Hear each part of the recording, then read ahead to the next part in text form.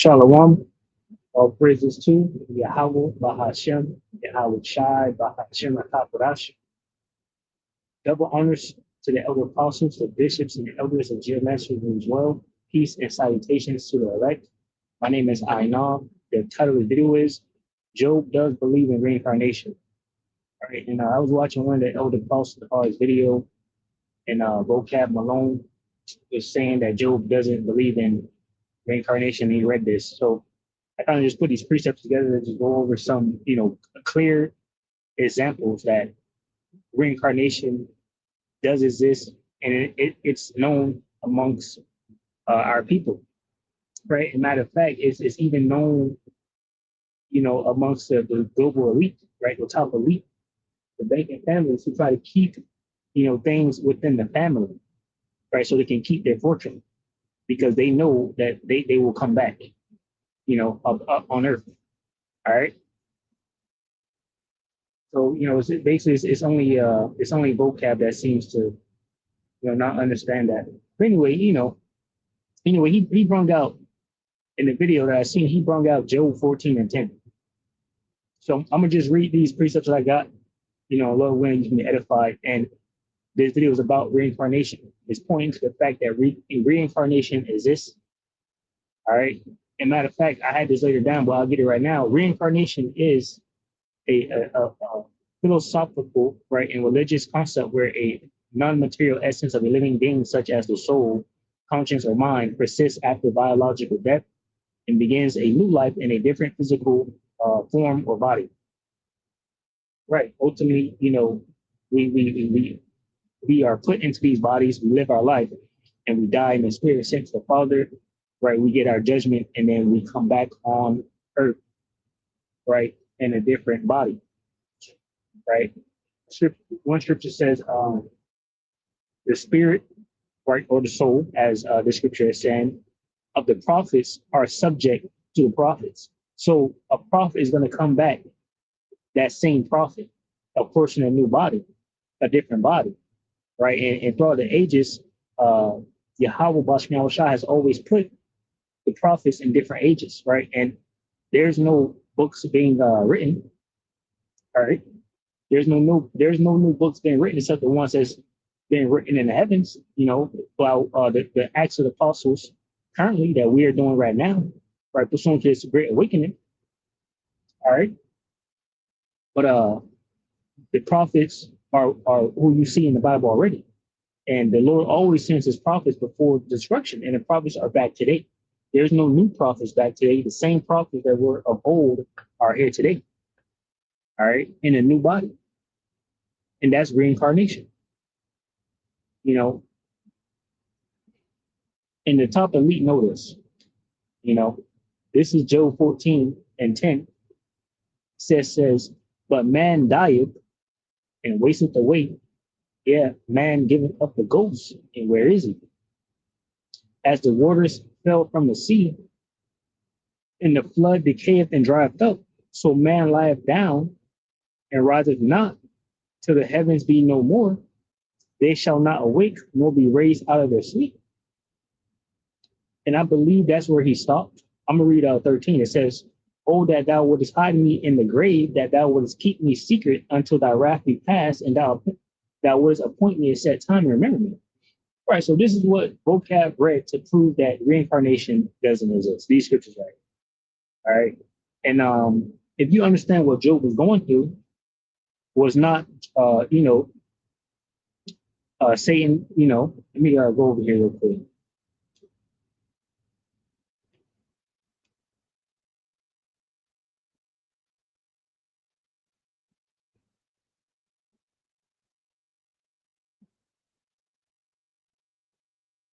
So Job was going through a lot because it was a test, right? It was like a bet, between Satan and Yahweh, right? To see if Job would, lose faith. So Job was going through complete hell. Let's look at this. It says, Job 1 and 6 says, now there was a day when the sons of God came to present themselves before the Lord, Yahweh, right? And Satan came also among them. And the Lord Yahweh, Bahashim Yahweh said to Satan, whence comest thou? Then Satan answered the Lord Yahweh and said, from going to and fro in the earth and from walking up and down in it. And the Lord Yahweh said unto Satan, hast thou considered my servant Job, that there is none like him in the earth, a perfect and upright man, one that feareth Yahweh and escheweth evil. Then Satan answered the Lord Yahweh Bashmi Awashah and said, doeth Job fear Yahweh for naught? Has not thou made an hedge about him and about his house and about all that he hath on every side, that thou hast blessed the work of his hands, and his substance is increased in the land? But put forth thine hand now and touch all that he hath, and he will curse thee to thy face. And the Lord Yahweh Bashmi Awashah said unto Satan, behold, all that he hath is in thy power, only upon himself put not forth thine hand. So Satan went forth from the presence of the Lord Yahweh Bashmi Awashah. The subtitle there says Satan allowed to test Job. So Job, obviously, we're going to the 14th chapter, was in complete hell, a condition of hell, right? Misery, right? So reading this again, Job was wanting that the Most High would just kill him, and that the wrath would just pass and that he would come back. That's what it says. Job 14:10 says, but man dieth and wasteth away. Yeah, man giveth up the ghost, and where is he? As the waters flow from the sea, and the flood decayeth and drieth up, so man lieth down and riseth not to the heavens be no more. They shall not wake, nor be raised out of the sleep. So Job is like, when a man died, he's gone. And Job wished he was in that position because of all the hell that he's going through, Verse 13, it says, oh, that thou wouldest hide me in the grave. So now Job is saying that you will hide him in the grave, right? Basically kill him, that thou wouldest keep me secret until thy wrath be past. So he's like, just kill me and let this wrath pass.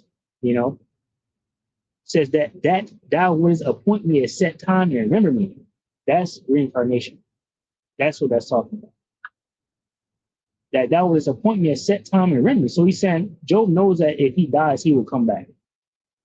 Let's see what the NLT says. It says, Job 14:13, I wish you would hide me in the grave and forget me there until your anger has passed, but mark your calendar to think of me again. What does that mean? So Job knows he comes back. So again, this is the scriptures that Vocab got to say that reincarnation doesn't exist, right where Job is talking about reincarnation.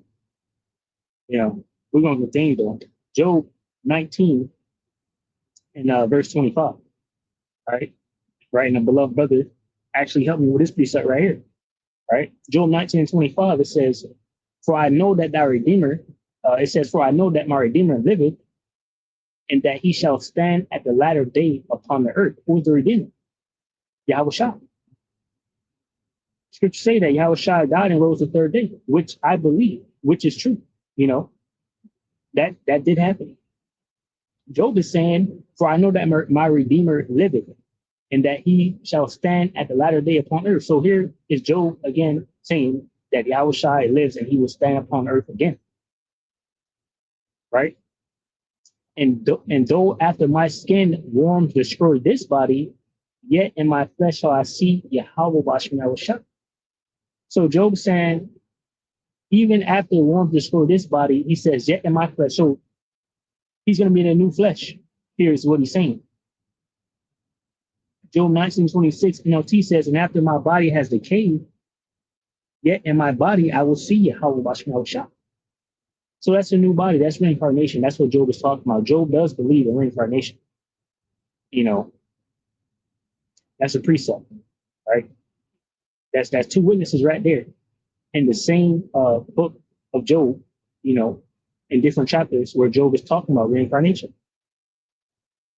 Job 19:26 KJV, it says, and though after my skin worms destroy this body, yet in my flesh shall I see Yahweh Bashmi Awashah, whom I shall see for myself, and mine eyes shall behold, and not another, though my reins be consumed within me. So Job is saying he's going to see his Lord for himself, not another. All right. So, this was written thousands of years ago. Job was alive 1,000 years ago. So that means Job is gonna, if he's gonna see him in the flesh again, Job is gonna be back, right? Job is back today. You know, we don't know, who he is, right? We don't know who none of us are. We're all back in the flesh, right? Everyone's back in their lot. The same people that said crucify him, are back in their lot, right? Paying for their sins. And the ones that follow Yahweh Shai, right? Follow Yahweh Shai, right? We're back in our lot, doing what we're doing, preaching, teaching, following the men of the Lord, you know.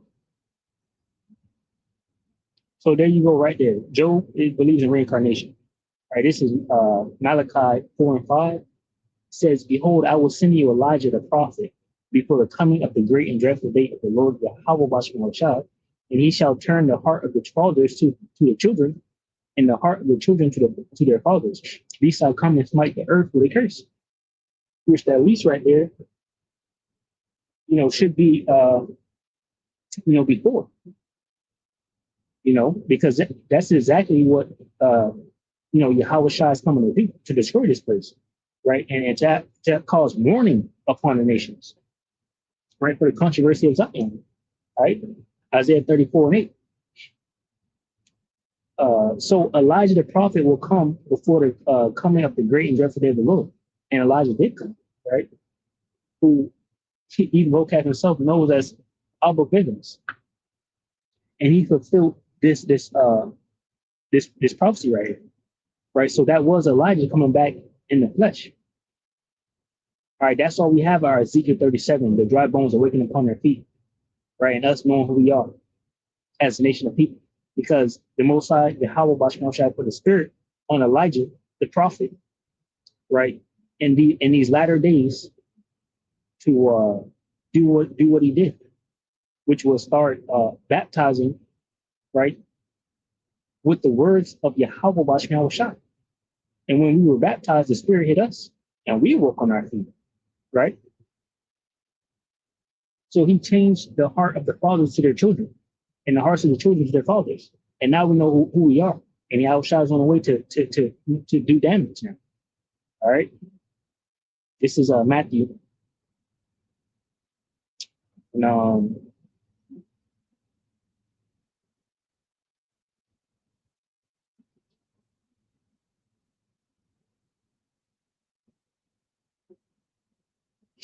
let's get it from we get it from 7. Matthew 11 and 7. Right? It says, "And as they departed, Yahweh began to say unto the multitudes concerning John, it says, What went ye out into the wilderness to see?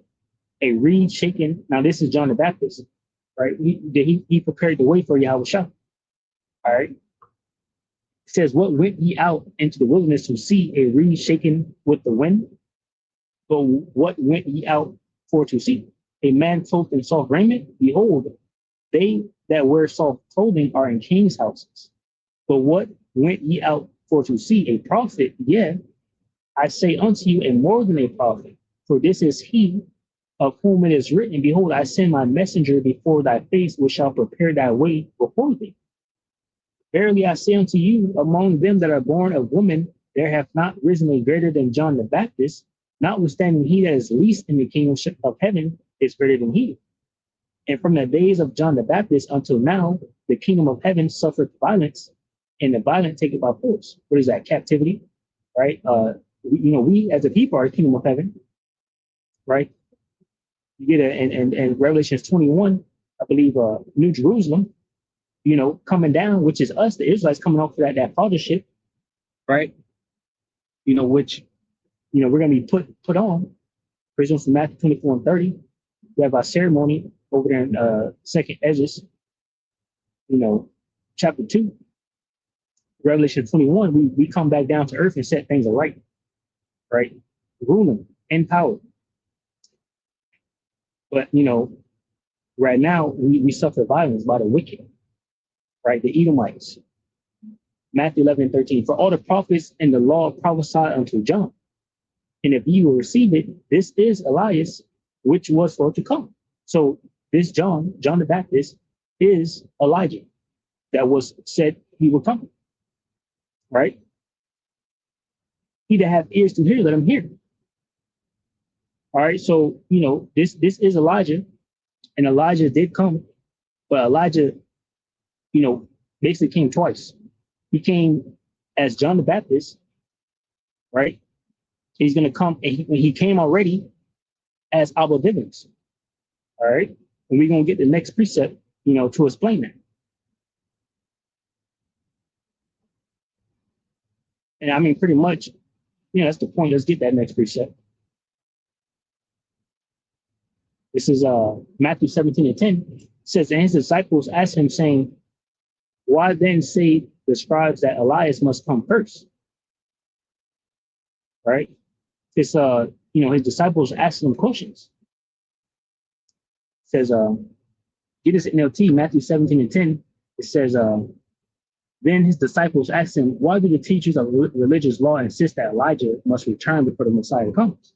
Right, because he was to prepare the way for Yahushua, right? Which was John the Baptist. It says, and Yahushua answered and said unto them, Elias truly shall come first and restore all things. Now, this is a prophecy right here, talking about the time that we're in now. Because look, it says it twice. It says, and Yahushua answered and said unto them, Elijah truly shall come first and restore all things. So going back to Malachi, Elijah, the prophet, will come back and restore the hearts of the fathers to the children, the children to the father. He will be the first, and that was Abba Bivens, and restore all things. And now guess what? I'm teaching this word right now. We didn't have this word before Yahweh shall put it into Elijah the prophet to allow us to know this information. So I'll read this again. And Yahweh shall answer and said unto them, Elias truly shall come first and restore all things. But I say unto you that Elias is come already, and they knew him not, but have done unto him whatsoever they listed. Likewise shall also the Son of Man suffer of them. Then the disciples understood that he spake unto them of John the Baptist. It's all right there in the scriptures. All right. So Job believes in reincarnation. Reincarnation is this. You got Elijah coming back as John the Baptist, right? And as Abba Bivens. Here is Yahushua prophesying that he's going to come and restore all things. According to this time right now. That's why he says here that he come already. Did he contradict himself? No. This is Second Thessalonians. I'm not going to read this actually. Sorry.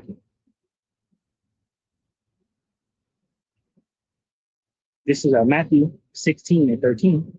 So now we're just going through a few points about reincarnation.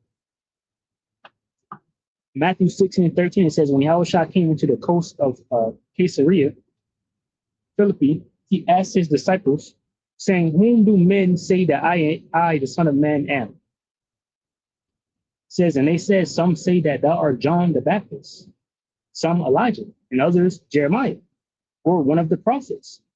Again, the spirit of the prophets are subject unto the prophets. They know that's it's an indicator. It's a well-known fact, right? That the prophets come around.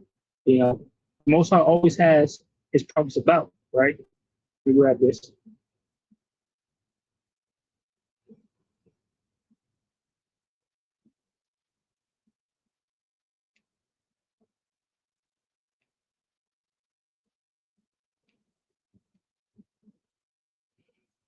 1 Corinthians 14, and just 32, says, and the spirits of the prophets are subject to the prophets. All right. For Yahweh Bashmiel Shah is not the author of confusion, but of peace, as in all churches of the saints. Right. You're going to come and stand in your lot, and do what you always been doing. Right. And there's plenty of precepts that I have some here where different people are talking about them standing in their lot, in the latter days. All right. And that's why they're able to say that, that Yahushua is one of the prophets, probably. Right, Matthew 16 and 14 again, it says, and they said, some say that thou art John the Baptist, some Elijah, and others Jeremiah, or one of the prophets. Right, these prophets are past already, right? But people are saying, well, he has to be one of the prophets coming back. That's what the people are saying. So it's a well-known fact that reincarnation, is something that it exists. You know, it's something that actually happens. He said unto them, but whom say ye that I am? And Simon Peter answered and said, thou art the anointed, the Son of the living power. All right. So the point I wanted was the fact that he's asking his disciples, who do people say I am? So it was a common known understanding that the prophets and reincarnation, basically reincarnation is this, that the prophets will come back. So it's the same for the people. The people come back in their life, right? That's why you have a 2/3 and a 1/3. All right. You have people back during this time, during the Roman Empire, when Yahushua was on scene, that didn't follow Yahushua. And guess what? They're not following him today. Reincarnation, I gave it to you. Reincarnation is a philosophical and religious concept where a non-material essence of a living being, such as the soul, conscience, or mind, persists after biological death and begins a new life in a different physical form or body. Why is that? Because the spirit goes back to the Father. Ecclesiastes 12:7 says, then shall the dust return to the earth as it was, and the spirit shall return unto Yahweh Bashmi Shai, who gave it. All right. Simple as that. He's the power of spirits, right? The God of spirits. The spirit goes back to the creator, the Father, Yahweh. All right. The body these chains of darkness, right? This dust, it goes back to the ground. We're gonna get new bodies. All right. Reincarnation at the etymology line. It says 1829, reincarnation, fact of repeated incarnation, state of being embodied anew. All right. Says from back again, incarnation meaning a new embodiment.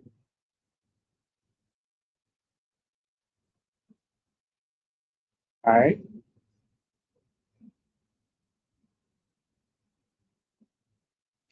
You have second Esdras here. All right, this is Esdras talking about all the hell that's going to befall us here in Jacob's trouble. Second Esdras 16 and 17. Woe is me, who will deliver me in those days? Esdras knows that he will be back in these times. Or he could even think that he would be back in these times because he understands reincarnation. He know he's gonna come back, right? He believes he's gonna be back at this time, and he most likely is back. Because we all come back, right? And we have brothers that have been here. Some have passed already, right? These could have been different prophets, right? That was here,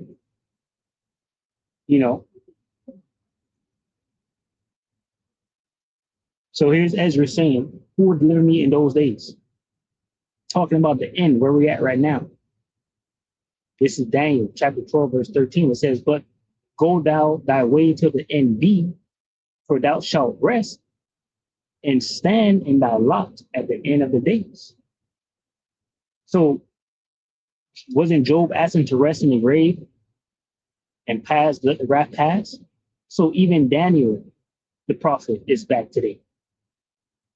Daniel 12 and 13 LT, it says, as for you, go your way unto the end, you will rest. And then at the end of days, you will rise again to receive the inheritance set aside for you. Right. Some of us are standing here and won't taste death.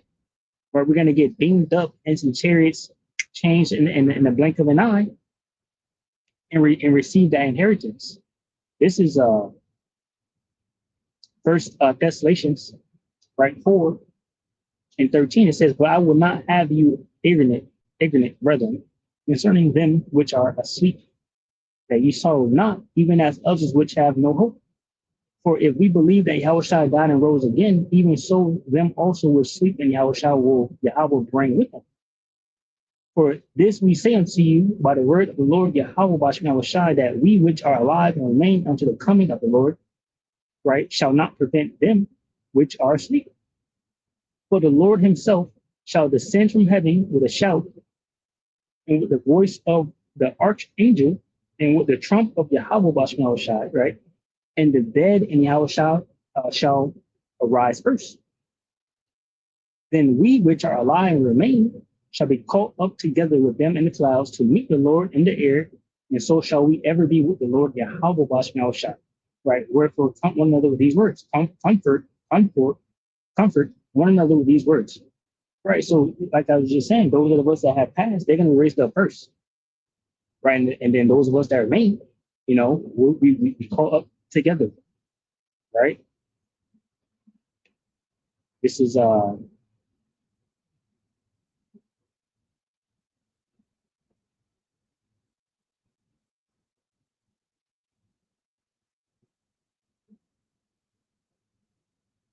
slide here.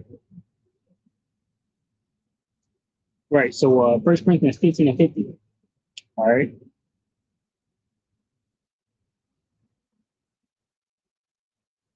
Says, now this I say, brethren, that flesh and blood cannot inherit the kingdom of Yahweh, right? Bashem Yahushua, neither do corruption inherit incorruption. Behold, I show you a mystery. We shall not all sleep, but we shall all be changed. And there you go. That's that new body. We're going to be changed, reincarnated into a new body, right? And if we're just changed in twinkling an eye, those that are already dead, they're definitely being reincarnated into a new body that's waiting for them, because the dead in Yahushua shall rise first. They have already died in their old body, and they were going to receive a new body, right? And then those of us that are alive and remain are going to be called up and receive that new body too. Reincarnation. 1 Corinthians 15 and 51 says, behold, I show you a mystery. We shall not all sleep, but we shall all be changed in a moment, in the twinkling of an eye, at the last trump. For the trumpet shall sound, and the dead shall be raised incorruptible, and we shall be changed. For this corruptible must put on incorruption, and this mortal must put on immortality. See?